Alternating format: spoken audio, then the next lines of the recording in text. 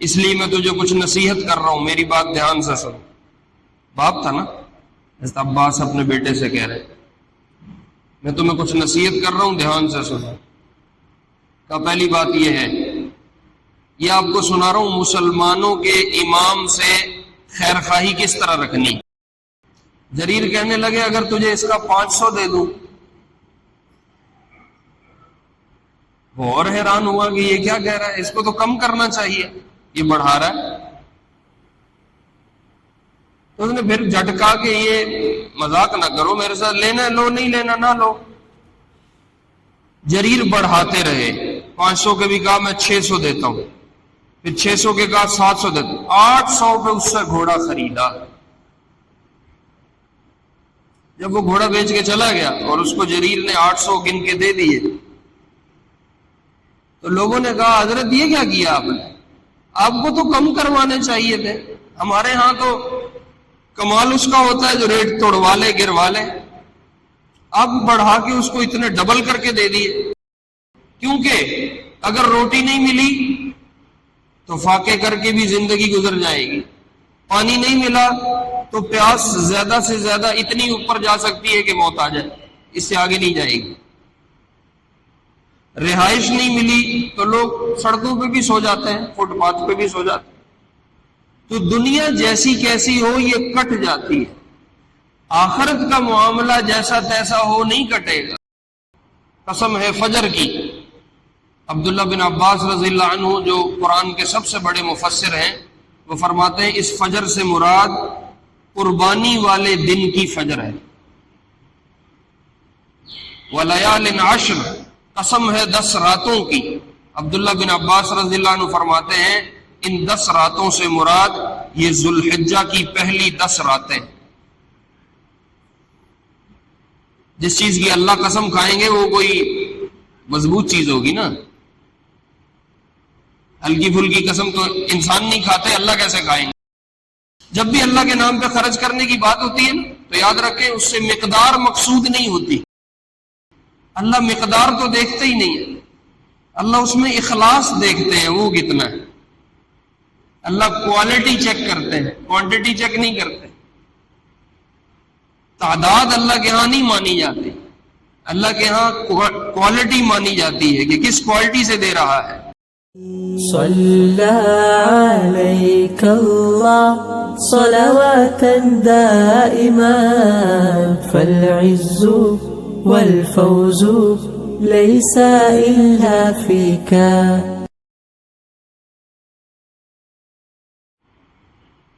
گزشتہ چند جمعوں سے ایک حدیث چل رہی ہے اور اس کی بات ہم کر رہے ہیں کہ اللہ کے محبوب علیہ السلام نے فرمایا دین سراسر خیر خواہی کا نام۔ تو صحابہ نے کہا یا رسول اللہ کس کے لیے خیر خواہی؟ تو آپ نے فرمایا اللہ کے لیے بھی،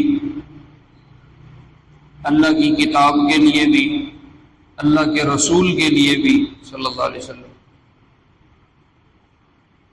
ان سب کی کیا تشریح ہے، ان سب کی کیا تفصیل ہے وہ میں عرض کر چکا ہوں۔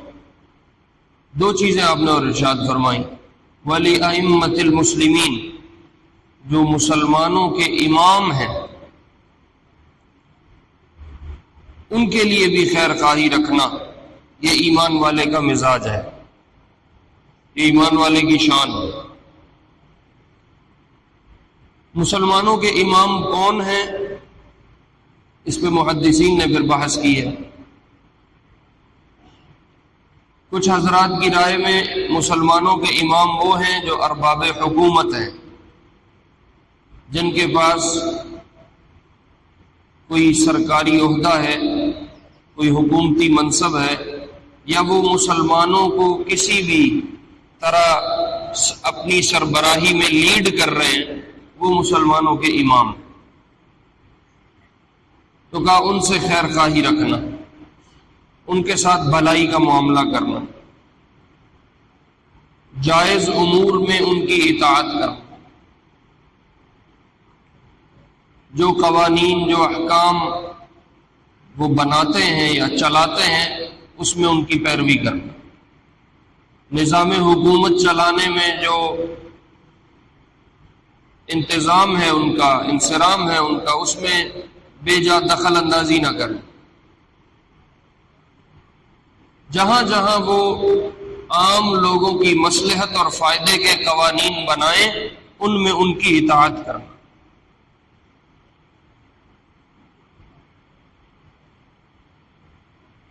بعض علماء اس طرف گئے ہیں اور بعض علماء اس طرف گئے ہیں کہ مسلمانوں کے امام سے مراد دینی امور میں مسلمانوں کو لیڈ کرنے والے جو لوگ ہیں یعنی علماء، ان کے ساتھ خیر خواہی اور بھلائی کرنا۔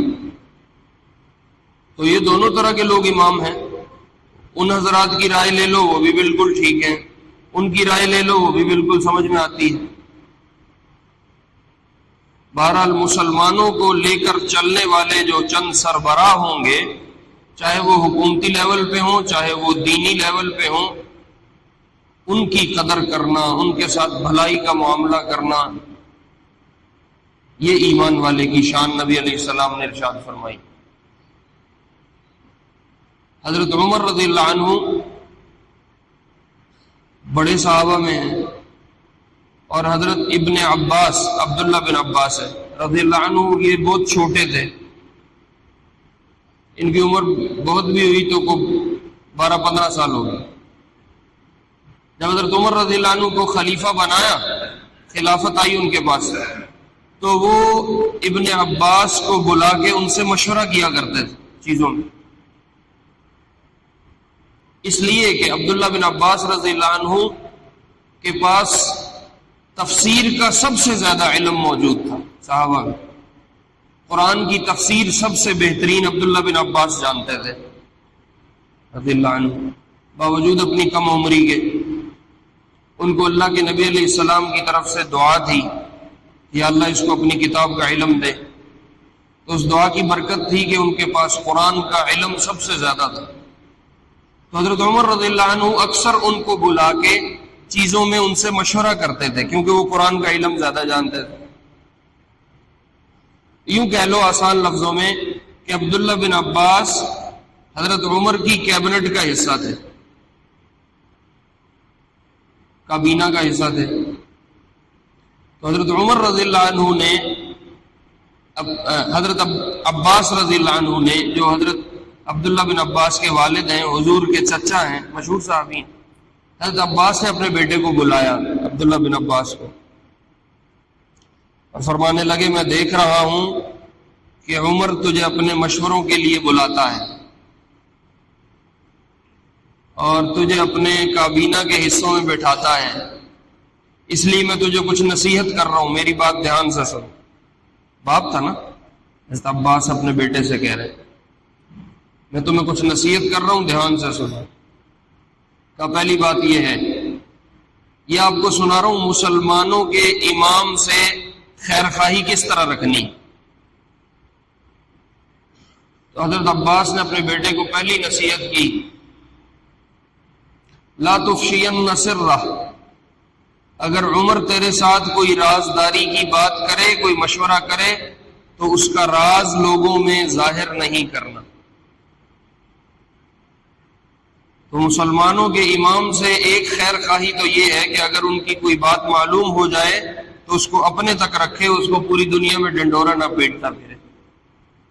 دوسری بات ارشاد فرمائی، لا تغتابن عنده احدا، عمر تجھے بٹھاتا ہے اپنے پاس مشورے کے لیے تو ذہن میں رکھنا کبھی بھی اس کے سامنے بیٹھ کے کسی دوسرے کی غیبت نہ کرنا۔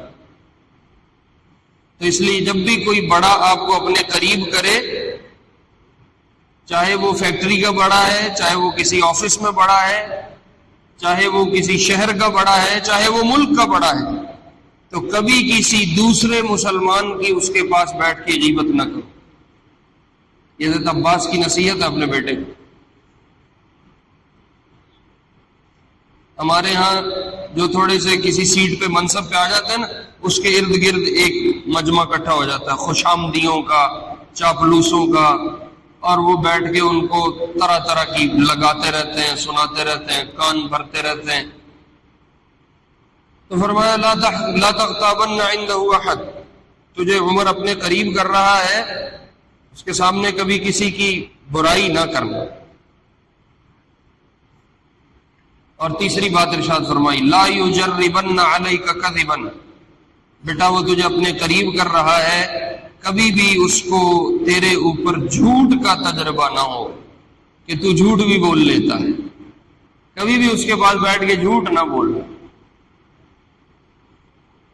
تو مسلمانوں کے امام سے ایک خیر خواہی یہ بھی ہے کہ اگر آپ اس کے مجلس والے ہو یا آپ اس کے ساتھ چلنے والے ہو تو جھوٹ کا کام نہیں کرنا۔ وہ جو چاپلوسوں کا ٹولہ ہوتا ہے اس کا کام ہی جھوٹ بولنا ہوتا ہے۔ اور لا تطوی عنہ نصیحتا، اور کوئی بھی اچھی بات، خیر کا مشورہ، بھلائی کا مشورہ کبھی بھی اس سے روک کے نہ رکھنا، اس کو اچھے انداز سے امیر المؤمنین تک ضرور پہنچا۔ تو اس لیے مسلمانوں کو جو لوگ لیڈ کر رہے ہیں، جو اسلامی حکومت کے سربراہ ہیں، ان کے ساتھ خیر خواہی یہ ہے اور بھلائی یہ ہے کہ جو وہ اچھے احکام دے رہے ہیں اس میں اطاعت کی جائے، جو نظام چلا رہے ہیں اس میں بلا وجہ ٹانگیں نہ اٹکائی جائیں، اور جو ان کے ملک کو چلانے کے لیے قوانین ہیں ان کی بیجا خلاف ورزی نہ کی جائے۔ اس کے بعد آپ علیہ السلام نے فرمایا وَلِعَامَّةِ الْمُسْلِمِينَ، اور عام مسلمانوں کے ساتھ بھی خیر خواہی رکھنا، یہ ایمان کا مزاج ہے، دین کا مزاج ہے۔ عام مسلمانوں کے ساتھ خیر خواہی کیا ہے کہ ان کی دین میں بھی ان کی دنیا میں بھی خیر اور بھلائی چاہنا، ان کو کسی قسم کا نقصان نہ دینا، اور اگر کسی کو دیکھے کہ وہ نقصان کی طرف جا رہا ہے تو اس کو روک لینا، پیار محبت سے سمجھانا۔ دین کا معاملہ ہو، دنیا کا معاملہ ہو، سب کی بھلائی چاہنا، یہ ایمان والے کا مزاج ہوتا ہے۔ یعنی اگر کوئی کسی مسلمان کا نقصان چاہ رہا ہے تو وہ ایمان کے مزاج میں نہیں ہے۔ کافر کسی مسلمان کا نقصان چاہ سکتا ہے، مسلمان کا نقصان کیوں کرے گا؟ چاہے دینی معاملات ہیں چاہے دنیاوی معاملات ہیں۔ اس پہ آپ کو دو باتیں سناتا ہوں۔ دنیاوی معاملات میں خیر خواہی کیسے ہے؟ حضرت جریر بن عبداللہ رضی اللہ عنہ ایک صحابی ہیں، اپنی قوم کے سردار تھے اور پیچھے نسل در نسل سرداری آ رہی تھی۔ تو اس زمانے میں سرداروں کے پاس گھوڑے ہوا کرتے تھے، تو گھوڑوں کی نسلیں جریر بن عبداللہ کو معلوم تھی، یہ اچھی نسل کا ہے، یہ کم نسل ہے، یہ بڑی نسل کا ہے، اس کی نسل فلاں ہے، اس کی نسل، گھوڑوں کا وہ بڑا اچھی طرح تجربہ رکھتے تھے۔ تو ایک آدمی کہیں اپنا گھوڑا بیچتا بیچتا آواز لگاتا آیا، وہ مجبور آدمی ہوگا، ظاہر ہے مسلمان تھا، مدینہ میں ہو رہا ہے، گھوڑا بیچ رہا ہے۔ تو حضرت جریر نے دیکھ کے فرمایا میاں گھوڑا کتنے کا دو گے؟ وہ کہنے لگا 300 کا۔ دینار بھی ہو سکتے ہیں، درہم بھی ہو سکتے ہیں، اللہ عالم اس وقت کیا رائج تھا، کیا چل رہا تھا۔ تو جریر بن عبداللہ نے گھوڑے کو دیکھ کے کہا اگر تمہیں اس کے 400 دے دوں، کہا میاں لینا ہے تو لو، نہیں لینا تو مذاق نہ کرو۔ گاہک عموماً ریٹ کم کرتا ہے اور بیچنے والا بڑھاتا ہے، یہاں کام الٹا ہو گیا، بیچنے والا کم کر رہا ہے، لینے والا بڑھا رہا ہے۔ وہ کہنے لگے نہیں نہیں میں مذاق نہیں کر رہا، اگر میں آپ کو اس کے 400 دے دوں؟ اس نے کہا بالکل دے دو، مجھے قبول ہے۔ جریر کہنے لگے اگر تجھے اس کا 500 دے دوں؟ وہ اور حیران ہوا کہ یہ کیا کہہ رہا ہے، اس کو تو کم کرنا چاہیے، یہ بڑھا رہا ہے۔ تو اس نے پھر جھٹکا کہ یہ مذاق نہ کرو میرے ساتھ، لینا لو، نہیں لینا نہ لو۔ جریر بڑھاتے رہے، 500 کے بھی کہا میں 600 دیتا ہوں، پھر 600 کے کہا 700 دیتا ہوں، 800 پہ اس سے گھوڑا خریدا۔ جب وہ گھوڑا بیچ کے چلا گیا اور اس کو جریر نے 800 گن کے دے دیے تو لوگوں نے کہا حضرت یہ کیا کیا آپ نے؟ آپ کو تو کم کروانے چاہیے تھے، ہمارے ہاں تو کمال اس کا ہوتا ہے جو ریٹ توڑوا لے گروا لے، آپ بڑھا کے اس کو اتنے ڈبل کر کے دے دیے۔ تو جریر بن عبداللہ رضی اللہ عنہ فرمانے لگے میں نے اللہ کے نبی علیہ السلام سے اس بات پہ بیعت کی تھی کہ میں کبھی کسی مسلمان کا نقصان نہیں کروں گا، اس کا گھوڑا دیکھ کے مجھے معلوم ہو گیا کہ یہ گھوڑا کم قیمت نہیں ہے، زیادہ قیمت ہے، اگر میں کم قیمت پہ لے لیتا تو نبی سے کیا ہوا معاہدہ میرا ٹوٹ جاتا اور میں اپنے نبی سے کیا ہوا وعدہ نہیں توڑ سکتا۔ مجھے اس کے گھوڑے کا معلوم ہو گیا تھا کہ وہ کم نسل نہیں ہے، وہ بڑی اچھی نسل کا ہے اور اس کا گھوڑا قیمتی ہے، اس کو معلوم نہیں تھا، تو میں نے اس کی خیر خواہی میں جو نبی سے وعدہ کر رکھا اس کو نبھایا ہے اور اس کو جتنے کا اصل میں گھوڑا تھا اتنے پیسے دیے۔ یہ ہے لوگوں کی دنیا میں بھی ان کی بھلائی اور خیر خواہی رکھنا، یہ ایمان کا مزاج ہے۔ ہم کہتے ہیں جنہ وڈیا جاوے اتنا چنگا، جتنی جیب کاٹ لو اتنے اچھے اور ماہر دکاندار ہیں آپ، اتنے بڑے تاجر ہیں آپ، جتنا اچھا دھوکہ دے لے وہ اتنا تجربہ کار ہے۔ ہاں، دین صرف نمازیں اور صرف ذکر و عبادت اور تسبیح اور وظیفے اور نفلی حج اور نفلی عمرے، دین صرف اس کا نام نہیں، لوگوں کے حقوق، اللہ کے بندوں کے حقوق، ان کے ساتھ بھلائی، ان کی خیر خواہی، ان کو فائدہ پہنچانا، ان کو نقصان سے بچانا، یہ بھی ہمارا دین ہے۔ بدقسمتی ہے کہ ہم دین کو صرف مصلی تک لے آئے ہیں اور ہم دین کو صرف مسجد تک رکھتے ہیں۔ جب ہم مسجد کی طرف آتے ہیں تو ہمارا روح بالکل اور ہے، اور جب ہم اپنی دنیا میں نکلتے ہیں تو ہمارے اندر سے ایک اور انسان نکل کے باہر آ جاتا ہے جو بالکل اور رخ اور چہرہ رکھتا ہے۔ مسلمان کبھی بھی دو رخ والا نہیں ہوتا، مسلمان کبھی بھی دو چہروں والا نہیں ہوتا، ایمان والے کا ایک چہرہ ہے، چاہے اللہ کے ساتھ ہو چاہے اللہ کی مخلوق کے ساتھ۔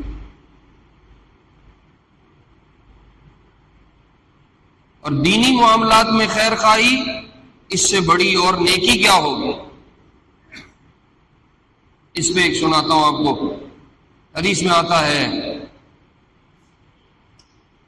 جو کسی مسلمان کو پانی پلائے گا اللہ اس کو جنت کے چشموں سے پلائے گا، اور جو کسی مسلمان کو کھانا کھلائے گا اللہ اس کو جنت کے دسترخوانوں سے کھلائے گا۔ یہ حدیث ہے، من سقا مؤمنا سقاه اللہ من حوض الجنہ ومن اطعم مؤمنا اطعمه اللہ من ثمار الجنہ۔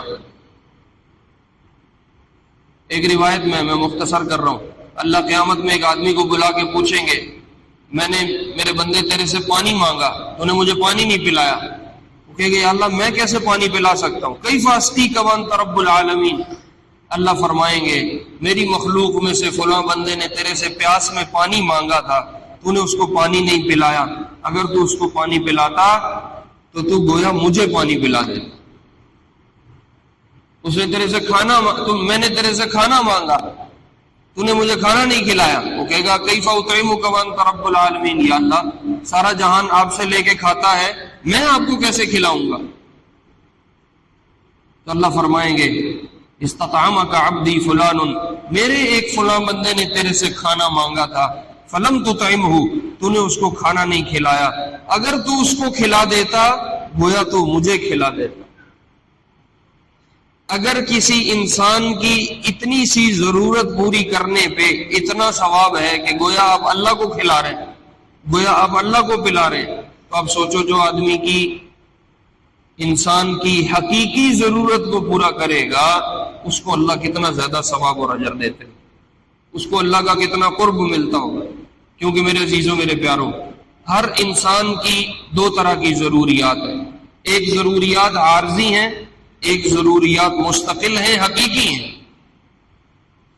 عارضی ضروریات کیا ہیں؟ یہ دنیا، کھانا پینا، رہائش، کپڑے، بستر، یہ عارضی رہائش ہیں، یہ عارضی چیزیں ہیں، یہ عارضی ضروریات ہیں۔ اس لیے جو ان کو پورا کرتا ہے اس پہ اللہ اس کو یہ اجر دے رہے ہیں، یہ ثواب دے رہے ہیں، یہ بدلہ مل رہا ہے۔ اور انسان کی ایک حقیقی ضرورت ہے، دائمی ضرورت ہے، مستقل ضرورت ہے، وہ کیا ہے؟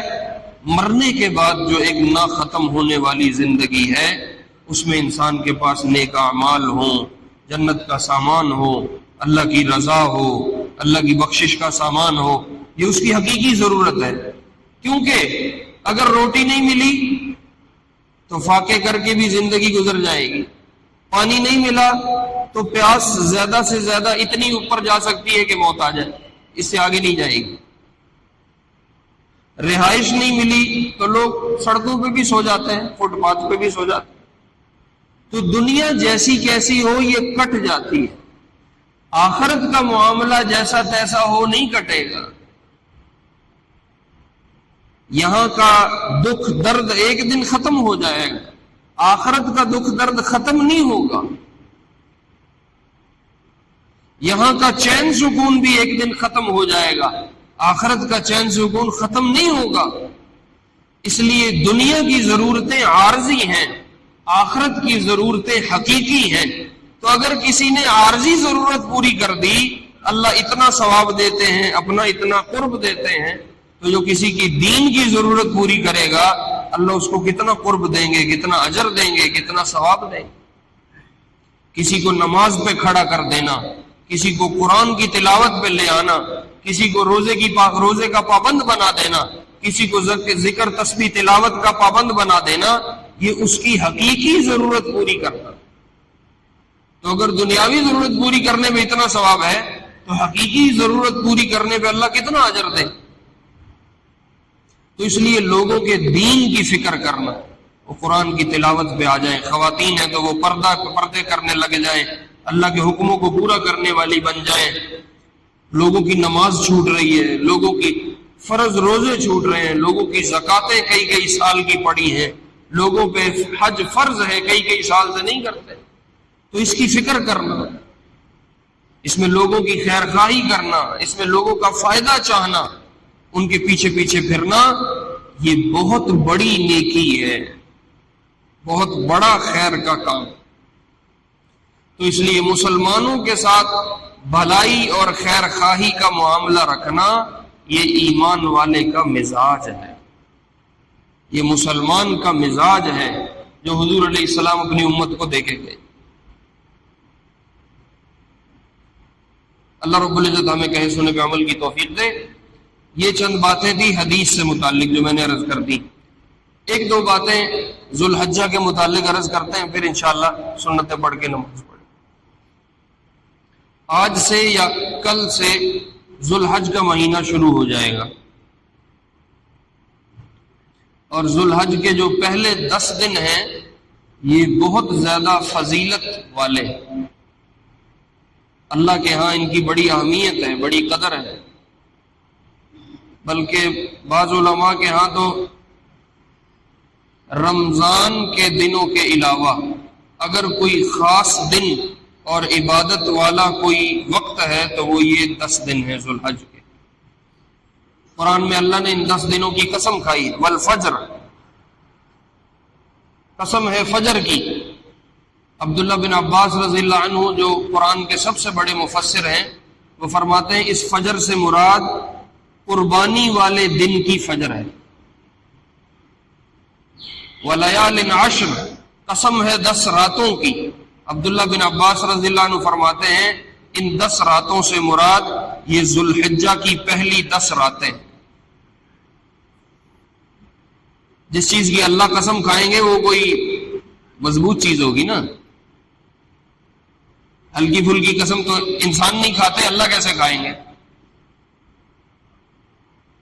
تو اللہ نے فرمایا قسم ہے 10 راتوں کی۔ عبداللہ بن عباس فرماتے ہیں وہ 10 راتیں یہ ذو الحجہ کی پہلی 10 راتیں۔ والشفع والوتر، قسم ہے طاق کی اور جفت کی۔ تو عبداللہ بن عباس رضی اللہ عنہ فرماتے ہیں طاق سے مراد 9 ذی الحجہ ہے اور جفت سے مراد 10 ذی الحجہ ہے۔ واللیل اذا یسر، اور قسم ہے رات کی جب وہ چلے۔ عبداللہ بن عباس فرماتے ہیں اس رات سے مراد وہ رات ہے جس رات میں حاجی لوگ مزدلفہ میں آ کے ٹھہرتے ہیں، عرفات سے مزدلفہ آتے ہیں، رات وہاں گزار کے پھر آگے مینا جاتے ہیں۔ یہ رات جو تھی اس کی اللہ الگ سے قسم کھا رہے ہیں۔ ان 10 راتوں میں قربانی کا فریضہ بھی ہے، 10ویں رات میں 10ویں دن میں آئے گا، اور اسی طرح 9 ذی الحجہ کی رات ہے جو یوم عرفہ کہلاتا ہے، عرفات جو فریضہ حج ہے اس کی ادائیگی ہے۔ تو ان 10 دنوں میں حج بھی ہو رہا ہے، ان 10 دنوں میں قربانی بھی ہو رہی ہے، تو یہ بقیہ دنوں سے زیادہ فضیلت رکھتے ہیں۔ اس لیے حضور علیہ السلام نے ارشاد فرمایا ما من ایام احب الی اللہ ان یتعبد له فیها من 10 ذی الحجہ، پورے سال میں سب سے زیادہ عبادت اللہ کو جن دنوں کی پسند ہے وہ یہ 10 دن ہے ذو الحجہ۔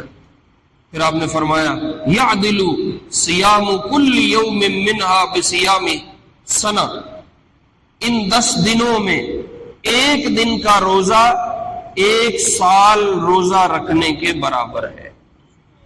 وقیام لیلۃ منها بقیام لیلۃ القدر، اور ان 10 دنوں میں ہر رات قیام کرنے کا ثواب لیلۃ القدر میں قیام کرنے کے برابر ہے۔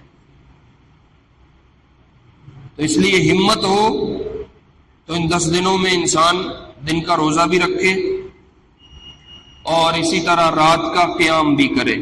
لیلۃ القدر تو پتہ نہیں ملے نہ ملے، یقینی چیز ہے یا نہیں، وہ 5 راتاں چاہتے نے لبو، مل گئی تو لگ گیا جیک، نہ ملی تو گئی بات۔ ان 10 دنوں میں تو یقینی طور پہ گارنٹی ہے کہ ہر رات لیلۃ القدر ہے۔ تو اس لیے رات کا قیام 2 نفل ہو جائیں، 4 ہو جائیں، 6 ہو جائیں، 8، جتنی اللہ ہمت دے۔ اگر کسی کو مشکل لگتا ہے تو جب عشاء کی نماز پڑھنی ہے 2 رکعتیں اضافی پڑھ لو بس تہجد کی نیت سے، اور اگر اللہ ہمت دے سونے سے پہلے وضو کرو اور 2 رکعت نفل پڑھ کے تہجد کی نیت سے سو جاؤ۔ آپ نے فرمایا جو ایک رات میں 100 آیتیں تلاوت کرتا ہے اللہ اس رات کے عبادت گزاروں میں اس کا نام لکھ دیتے ہیں۔ تو کوشش کر کے انسان رات کو جو ہم فیس بک کو بیٹھ کے یوں کرتے ہیں بستر پہ، اس کی بجائے ہم 100 آیتیں بھی تو تلاوت کر سکتے ہیں۔ جہاں موبائل نے اتنی غلط گواہیاں ہماری دینی ہیں، کوئی چنگی گواہی بھی دے موبائل دیا ہمیں نا،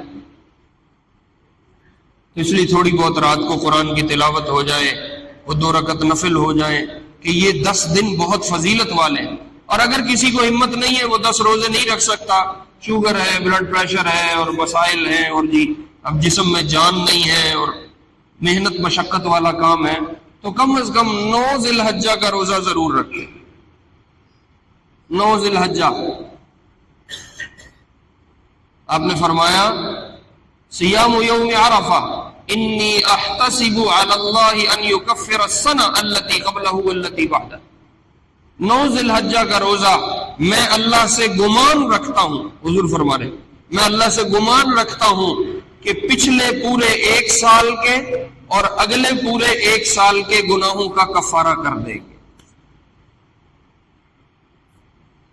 تو 1 سال ایڈوانس بھی معافی ہو جائے، 1 سال پیچھے کا بھی معاف ہو جائے، تو یہ روزہ تو نہیں چھوڑنا چاہیے۔ میں نے آپ کو حدیث ساتھ پڑھ کے سنائی ہے، کسی بھی عالم سے آپ اس کی تصدیق کر سکتے ہیں۔ اس لیے کوشش کر کے ان دنوں میں ایک نوافل کا اہتمام ہو جائے، دوسرا اگر ہمت ہو تو روزہ رکھنے کا اہتمام ہو جائے، اور تیسرا ممکن ہو تو کچھ نہ کچھ صدقہ ہو جائے، چاہے 10 روپے ہوں، 20 روپے ہوں، 5 روپے ہوں، جتنی جس کی ہمت ہے اپنی استطاعت کے مطابق اللہ کے نام پہ خرچ کرنا۔ جب بھی اللہ کے نام پہ خرچ کرنے کی بات ہوتی ہے تو یاد رکھیں اس سے مقدار مقصود نہیں ہوتی، تو ضرور 5 لاکھ لاؤ، 10 لاکھ لاؤ، 20 لاکھ لاؤ تے تاں تسی اللہ کے نام تے خرچ کی۔ اللہ مقدار تو دیکھتے ہی نہیں ہے، اللہ اس میں اخلاص دیکھتے ہیں وہ کتنا ہے. اللہ کوالٹی چیک کرتے ہیں, کوانٹٹی چیک نہیں کرتے. تعداد اللہ کے ہاں نہیں مانی جاتی, اللہ کے ہاں کوالٹی مانی جاتی ہے کہ کس کوالٹی سے دے رہا ہے. اس لیے جب آپ نے چندہ کیا تو وہ ڈھیر لگ گیا کھجوروں کا, کوئی من لے کے آیا, کوئی 20 کلو لایا, کوئی آدھا گٹو لایا, کوئی 1 تھیلا لایا. وہ ایک صحابی تھے, وہ گئے, انہوں نے مزدوری کی پورا دن, اور شام کو مزدوری میں ایک مٹھی کھجور ملی تو وہ لا کے پیش کی, یا رسول اللہ میری طرف سے یہ قبول فرمائیں. آپ نے کہا اس مٹھی کو پورے ڈھیر کے اوپر ڈالو کہ جتنا وزن اللہ کے ہاں اس سارے ڈھیر کا ہے, اس اکیلی مٹھی کا اتنا وزن. تو اللہ کے نام پہ خرچ کرنے میں اللہ کوالٹی دیکھتے ہیں کیا ہے. تو چاہے 10-20 روپے ہوں, لیکن پورے اخلاص سے اللہ کو راضی کرنے کے جذبے کے ساتھ دیتے ہوئے. آپ نے فرمایا یہ حالت ہو کہ اگر دایاں ہاتھ دے رہا ہے تو بائیں کو بھی معلوم نہ ہو کہ تو دے رہا ہے, صرف تیرا اور اللہ کا معاملہ ہے. اللہ کو پتا ہو, یا جس ہاتھ سے تو دے رہا ہے اس کو پتا ہو, یا جو لے رہا ہے اس کو پتا ہو. تو اس لیے اب دینا بھی ایک فیشن ہے. لوگ دسترخوان بچھا کے کہتے ہیں تصویریں بناؤ, کسی کو راشن کا گٹو دے کے کہتے ہیں تصویریں بناؤ, اور پھر اس کو نیٹ پہ چڑھاؤ, ساری دنیا کو پتہ لگے ہم یہ کر رہے ہیں. بہرحال ان دنوں میں کوشش کر کے کچھ نہ کچھ صدقہ ہو جائے. اور چوتھی بات جو قرآن حدیث میں ان 10 دنوں کے لیے کہی ہے, وَلْيَذْكُرُ اسْمَ اللَّهِ, اللہ کا ذکر کثرت سے ہو. یہ جو ہم قربانی کے دن یا عید کے دن ہم تکبیر پڑھتے ہیں, تکبیرات عید 9 سے شروع ہو جاتی ہیں, 13 کی عصر تک چلتی ہیں, وہ صرف ان دنوں کے لیے نہیں ہے. ان دنوں میں تو واجب ہیں, ان دنوں میں تو پڑھنی ہی پڑھنی ہے. یہ ذکر ان 10 دنوں میں کرنا ہے. آپ نے فرمایا کثرت سے لا الہ الا اللہ کا ذکر کرو, الحمدللہ کا ذکر کرو, اللہ اکبر کا ذکر کرو, سبحان اللہ کا ذکر کرو. تو کثرت سے ان 10 دنوں میں اللہ کا ذکر کرنا, اٹھتے بیٹھتے چلتے پھرتے. انسان جب تھوڑا آسان ہو, جب تھوڑی سہولت ہو, اب کو مصروفیت نہیں ہے, تو تسبیح رکھو. یہ میں نے تجربہ کیا ہے, اپنا ذاتی بتا رہا ہوں. تسبیح ہاتھ میں ہو نا تو ذکر ہو جاتا ہے, اور اگر تسبیح ہاتھ میں نہیں نہ رہی تو پھر ذکر بھول جاتا ہے. مسواک جیب میں ہو تو آدمی کر ہی لیتا ہے, جیب میں نہیں ہے تو پھر مسواک بھی نہیں ہوتی. پگڑی سر پہ ہے تو انسان کی بہت ساری چیزوں میں بریک لگ جاتی ہے, بھئی یار میں سر پہ پگڑی پائی, سنت رسول ہے. چہرے پہ داڑھی ہے, بہت سارے الٹے کاموں میں بریک لگ جاتی ہے, بھئی یار میں داڑھی رکھی, ہوں میں جھوٹ بولا اچھی بات نہیں ہے, مناسب کام نہیں ہے, کسی کو دھوکہ دوں, فراڈ کروں, اچھی بات نہیں. داڑھی رکھی ہے, اب میں حج کرایا ہوں, اب میں عمرہ کرایا ہوں, اب مجھے زیب نہیں دیتا. یہ سب کیا ہے, یہ روک لیتی ہے. اور اگر داڑھی نہیں ہے تو اب اس کی ایک بریک ختم ہو گئی, سر پہ پگڑی بھی نہیں ہے, دوسری بریک بھی گئی. اور اگر ٹخنوں سے شلوار اونچی نہیں, تیسری بریک بھی گئی. تو جو نمازی نہیں تو پھر رکا ہی بریک کوئی نہیں, تو جو حج عمرہ بھی کوئی نہیں, پھر تو کوئی بریک ہی نہیں. وہ سپیڈ بریکر لگتے ہیں نا, جو آدمی جتنے سپیڈ بریکر خالی کر دے گا اتنی رفتار تیز ہو جائے گی. تو اسی طرح انسان کے ہاتھ میں اگر تسبیح ہے تو ذکر کچھ نہ کچھ چل جاتا ہے. تو اس لیے کوشش کر کے یہ عادت ہونی چاہیے کہ ہاتھ میں تسبیح ہو. مورخین نے لکھا ہے جب اسپین فتح ہوا, جب مسلمانوں کے ہاتھ سے اسپین نکلا ہے اور انگریزوں کی حکومت اسپین میں آئی ہے, اس سے پہلے تک مسلمانوں کے پاس 800 سال اسپین کی حکومت رہی ہے. اور 800 سال میں اسپین کی یہ صورتحال تھی کہ عیسائی لوگ بھی ہاتھ میں تسبیح اور جیب میں مسواک رکھتے تھے. تو مسلمان کی عادت ہے, وہ تسبیح رکھتا ہے, مسواک رکھتا ہے. تو کچھ نہ کچھ ان دنوں میں ذکر ہو جائے. اللہ رب العزت کہے سننے پہ عمل کی توفیق نصیب فرمائے. سنت ہے